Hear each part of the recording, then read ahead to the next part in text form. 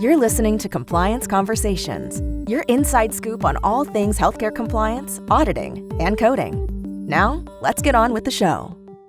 Hello, everyone. Welcome to another episode of Compliance Conversations. I'm CJ Wolf with Healthicity, and we have another expert from Healthicity, Brian Burton. Welcome, Brian. Good morning, CJ. It's morning when we're recording this. It's good That's to have right. everyone today. Hopefully, we have a little bit of a surprise for you. We're going to talk about some conferences that are coming up and maybe some of our presentations and what our expectations are for the conference season that's approaching. Yeah, exactly. Brian, I know we've been together on the show before. Do you want to just briefly tell us a little bit about yourself, or you feel comfortable just moving into the topic? Sure. Well, my name is Brian, for those who haven't heard our podcast before, and I have the opportunity to help manage our compliance program here at Healthicity. Um, it's a fantastic opportunity to engage directly with our clients, help them manage their compliance programs. And it's one of the things that I love about compliance is in helping our clients serve the patients in their communities. Yeah, and one of the ways that we do that, and I know a lot of our listeners do that, is we try to stay up to date on things. And a great way to do it is conferences. And so we thought we'd just chat a little bit about two conferences, HCCA, the Healthcare Compliance Association, their Compliance Institute in Orlando, end of April. And then we'll talk a little bit about HealthCon, which is AAPC's big national conference, which will be in Dallas at the beginning of May. So, Yeah. And we're Brian, do you going have to a both, preference on? right? Back to back weeks of travel. I think you and I are planning on, I think you have a presentation at HCCA, right? Yeah, yeah. So, and we're both going to be at both. And I wanted to let everyone know that Healthicity will have a presence in the vendor area, right? So you'll have a booth, and hope that you come by. It sounds like you might have some fun swag and a few surprises. So hope everyone will stop by and visit the booth. Yeah, absolutely.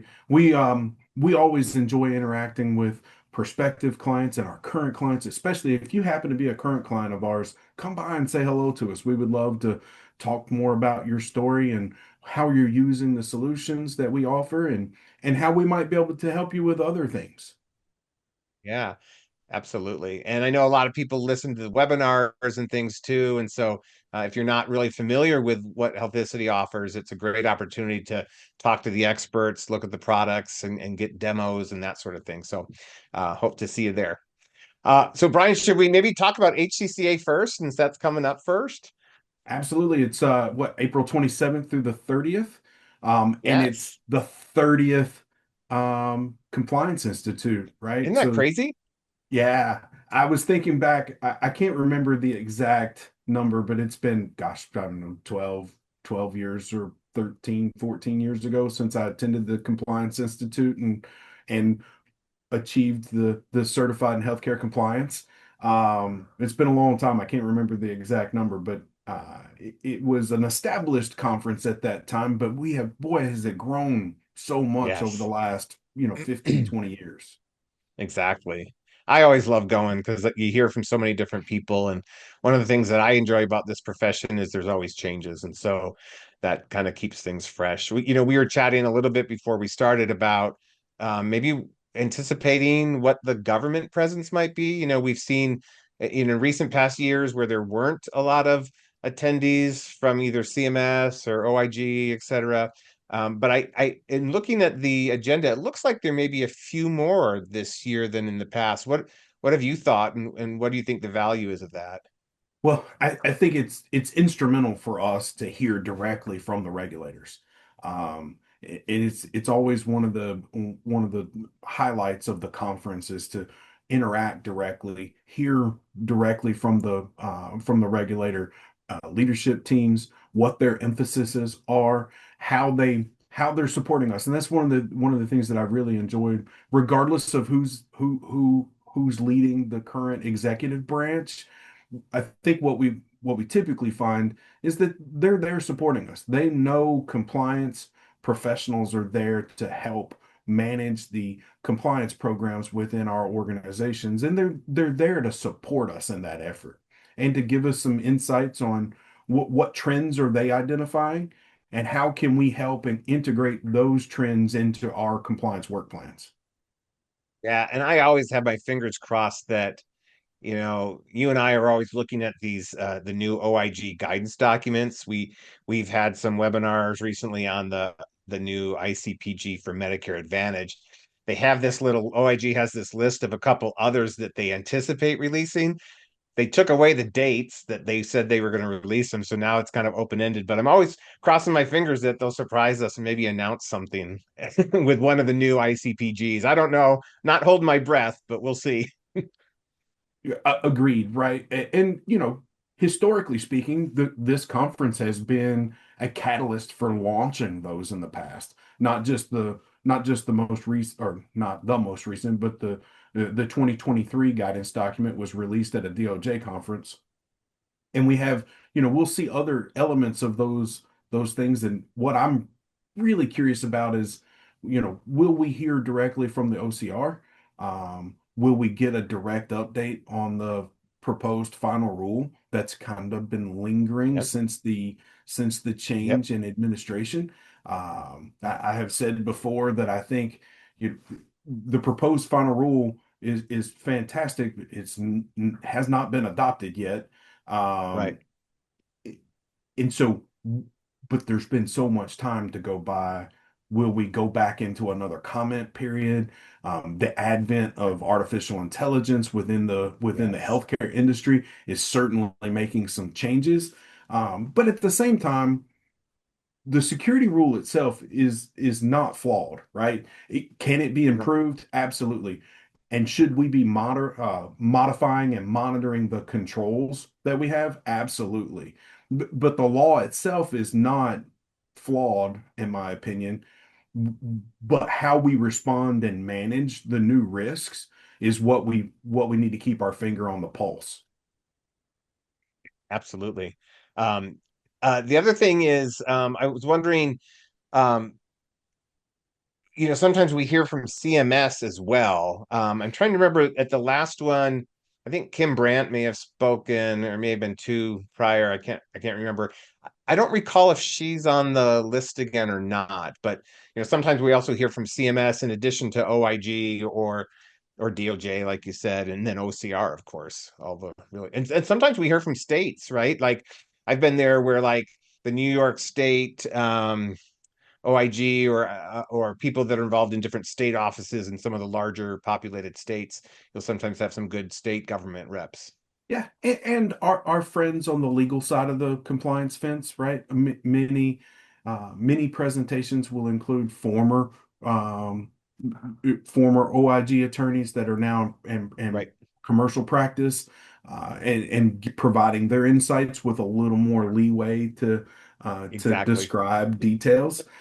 So those are always compelling events, is when we can attend the sessions that have former regulators who Yeah. are now speaking on behalf of their law practices. Yeah. So I'm going to be on a panel, and one of the individuals on the panel is so he's in private practice for a defense firm now, but he was a U.S. attorney under the DOJ and prosecuted, False Claims Act cases, those sorts of things that a lot of us are aware of. And so like I always enjoy hearing from him. Our sessions on kind of enforcement trends in the physician space, um, all sorts of things, anti-kickback, Stark, coding, documentation, just kind of free for all with a few of us. So looking forward to being a part of that, and should be fun. Yeah, that'll be fun. I can't wait to attend. I promise to throw you a hardball question. No, softballs, please. I'll Awesome. send you the questions to ask. Okay, that sounds fair. No, I won't, but it's fun. Um, any other thoughts on HCCA that you wanted to share or you're Well, thinking about? the final parting thought is, I love it when it's in Florida, right? I think yes, when I attended the Compliance Institute as a new compliance professional, It was at Universal. Again, I can't remember the exact year at this right now, but it was a long time ago. But it's always a lot of fun to go to, I guess that's mid mid South Florida. It's going to be warmer. The weather's going to be nice. Um, if you can extend your stay and visit some of the parks and enjoy the atmosphere, it's Yes. always an enlightening place to go visit and work hard all day and have a little fun in the evening. Totally agree. And so it's, sometimes when we're in Orlando, it's kind of the Disney parks. This one, like you said, is Universal, and Universal has a new park, right? That opened up last year in May or something like that. So I think there's a lot of buzz around that one. So will be really cool. Well, good. Let's take a quick break, everyone, and then we'll come back and we're going to talk a little bit about HealthCon. Compliance is complex, which is why you should visit Healthicity's Resource Center. It features updates on the OIG's new General Compliance Program guidance, CEU webinars, and more. Visit healthicity.com/resources today. Welcome back from the break, everybody. Brian and I have been talking about conferences, and the other conference that we're both going to be at is HealthCon, and HealthCon is in Dallas, right? In kind of earlier May, I want to say May 3 through 6 or something like that. Yep. Lots of great things at HealthCon as well. And again, Healthicity will have a booth there. And Brian, you're speaking at HealthCon, right? I am. It's my first time attending HealthCon. For those who in the audience who may be familiar with my career, I'm not a clinician or an auditor, which is why we leverage CJ's expertise in a lot of areas here. But it's my first opportunity. I'm super excited. Haven't been to Dallas in quite some time, but we'll have a booth, and it's been a few years that these two conferences have overlapped and coexisted. And so now that they're a week apart, I'm planning on attending both and have the pleasure and honor of having a presentation. I thought about this. The idea for my presentation came from experience at previous healthcare systems where we always seemed to struggle in being reactive to audits rather than proactively planning them. And for me as a career, before I made my way into compliance through happenstance, I was a project management professional. I'm certified through the Project Management Institute, and so have managed numerous multi-million dollar projects. And so one of the key attributes that I enjoy about working in compliance is bringing some of those skills and talents from project management into the compliance world. And the presentation that we have, and going into a little more detail than our abstract that might be on the Yeah. ad. The goal is for us to help identify some project management techniques that a common layperson who not a certified project manager can identify some terminology and some specific practical takeaways that we can use. Many organizations these days have full-time project managers that are dedicated project management professionals. Right. And so the idea in this presentation is to give the audience and the participants an opportunity to understand some of that project management terminology, how it applies to auditing and monitoring. And really the big takeaway is we have an exercise at the end of the presentation where we'll create a project charter that will help define the scope and the time frame and the resources that we need to effectively manage an audit. I love it. I've worked in a lot of different organizations, and whenever we've had kind of full-time project managers, so they might not be a subject matter expert, but they are so good at making the project run so well. And it always surprises me, how come we all don't have project managers? Because when they do things over and over and over again, they know efficiencies, they know where roadblocks are, they know where bottlenecks are, and those are all agnostic of what the subject is, right? And so I love working with a really skilled project manager because it always goes better. And it's really interesting. I think the methodology that PMI uses, and it has evolved over the last 20 years, but it still breaks down to the 5 phases of project management: initiating, planning, executing, monitoring, and controlling and closing the project. And where we really overlap, this works well in audit. When we apply those 5 phases of project management to developing and creating and executing an audit, they align really well. And Yeah. so the goal here for us is to talk about what is a work breakdown structure. What does that really mean? That might be a new phrase to some compliance and audit professionals, Right. and understanding how that works and how to maximize the use of a Gantt chart, and then ultimately how to leverage the skills and techniques of the project managers that we might interact with to get better outcomes of our audits. Yeah, absolutely. So that'll be a lot of fun. Are you speaking alone? Yes. Yeah. Okay, cool. Well, that'd be good. And do you remember, I'm trying to remember, do we have different times? Are they like 1 hour, 1 hour, 15 minutes? Maybe they're all Yeah, the this same. one is it's Sunday afternoon on May 3rd, and it is a 90-minute session Oh, where 90. Good. we'll have about 45 minutes of what is project management, and then we'll break out into work groups and draft a project charter, for a prospective audit that we might have in our organizations, where we'll walk around and interact and get into small groups of 4 to 5 and really collaborate on what is a project charter and how can we use these to enable to enable more efficiency within our audits. That's amazing. I know I don't know if this is true, but this is what I've observed is that, smaller organizations sometimes don't have the resources to like hire a full-time project manager. And so if you're from a smaller organization, you might be an office manager, you might be the director of compliance or director of audit, and you're doing projects. And so I think these skills are going to be transferable to people who might not be a full-time project manager, but can apply these in work that they're doing big and small. Yep. And that's the primary goal, is to start with a project charter. And that way you can effectively communicate with all of the stakeholders within your organization. What is the expectation? What is the outcome of this audit? And regardless Yes. of whether or not we quote passed or failed the audit, what is the scope? What are the resources and how much time is it going to take for us to complete it? And starting with And that charter really helps set the expectations for all parties who are involved. And I think those are really important, because not only is it important to say what it is, it's important to say what this project or audit is not going to be, right? So Correct. that it helps manage expectations of, look, we're not recreating the wheel. I mean, we're not recreating or developing something brand new. We have a defined scope and we're going to stay within that scope. We're not going to go outside of it.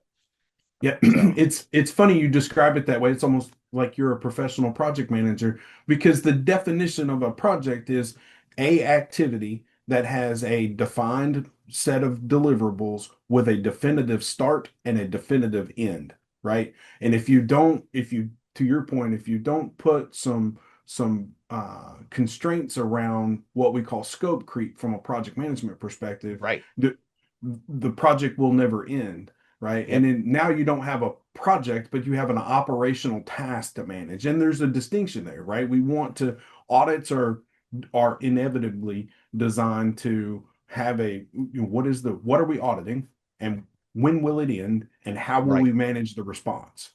Yep. Yeah, because I've seen in audits where you get creep and you get inevitably when you're auditing one task, you might identify anecdotally other things that might raise a flag or something, but that's not within your scope. There's a proper way to deal with that, of maybe making note of it, right? Yep. Saying these are things to consider in the future. So these are incidental findings that we noted, but it's outside of our scope. So we are mentioning it here, those kinds of things, right? Yeah. So that's enough about my presentation. Are you presenting at HealthCon? I am. I've got a couple, and one of them is on evaluation and management, coding, medical decision making, and we're going to do a case study approach where we'll have different kind of patient encounters, and should be a lot of fun. So it's going to kind of like what you're doing, where you're going to have a little bit of knowledge, and then now you're going to share knowledge, and then you're going to do some sort of activity or workshop or come away with something, and so that's kind of what I'm hoping to have with the one session. And then the other one I'm doing, it'll be the first time I've done this, they always have an anatomy expo at HealthCon. And again, it's the first time I've been involved in it, so I don't want to pretend I know all the details, but it was described to me as they invite, 6 or 7 clinicians, and they each pick an anatomical topic. And then they do 20-minute sessions, and then the groups rotate. So that's the expo, if you will. And so I'm going to be doing kind of neurology, brain, and stroke type of anatomy and things that go along with that. And so should be really fun. I've never done that one before. So That sounds I'm looking forward interesting. to it. If I were a clinician, I would subscribe to that session wholeheartedly. Yeah. I mean, some of the other docs and clinicians that are there have looked like they have really interesting topics. So should be a lot of fun. And I'm guessing that will translate to how that translates to medical decision making and charting. Exactly. And coding. So, when you're coding for certain neurosurgery procedures, understanding the anatomy, where did the injury take place, where is the intervention taking place, what devices might you use, those sorts of things. Because, if you're a coder and you haven't done neurosurgery coding before, you start reading these operative reports and you might be like, what is going on? I don't even understand what they're saying, right? And so the intent is to, help people feel more comfortable in that space, um, so they don't feel like they're a deer in the headlights when they're reading or talking to, clinicians, and just try to, make that a little bit more of a comfortable activity for people. So I imagine it's going to be a lot of fun. yeah, yeah, yeah. And our colleague Debbie is also going to be speaking at HealthCon, She, right? yes, absolutely. And We're I don't remember the exact details. I don't know if you either do either, but Debbie's an expert in auditing, and she works very closely with the audit manager product, right? Correct. And we will have the ability at our booth to show demonstrations of how Audit Manager works within your organization and give your team an idea of how you can take a defined audit from a charter that we've written and then build and define an audit and use Audit Manager to conduct the audit. Cool. Yeah. It looks like I've got a little note from our wonderful support, Sarah. Uh, Debbie's, oh, sorry, I just left. Debbie's session is Getting Acquainted with Dashboards and Reports, a beginner's guide for auditors, on May 4th at 2:45, 75 minutes. That sounds awesome. Yeah, reporting is such an essential aspect of what we do, and we'll see that in my presentation too as we get to the project closure aspect.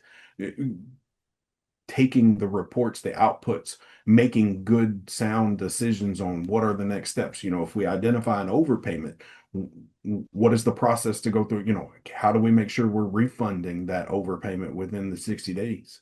Um, and then also, when we have underpayments, what are the corrective actions? Can we rebuild the claim, right? Right? It is not just about identifying money owed, but making sure we're accurate and we're collecting as much as we have earned Yep. through the process, right? So Debbie's Yep. Debbie's expertise there in using Audit Manager and the reporting dashboards that we have inherent in our solutions, uh, I imagine will be great benefit to a lot of people.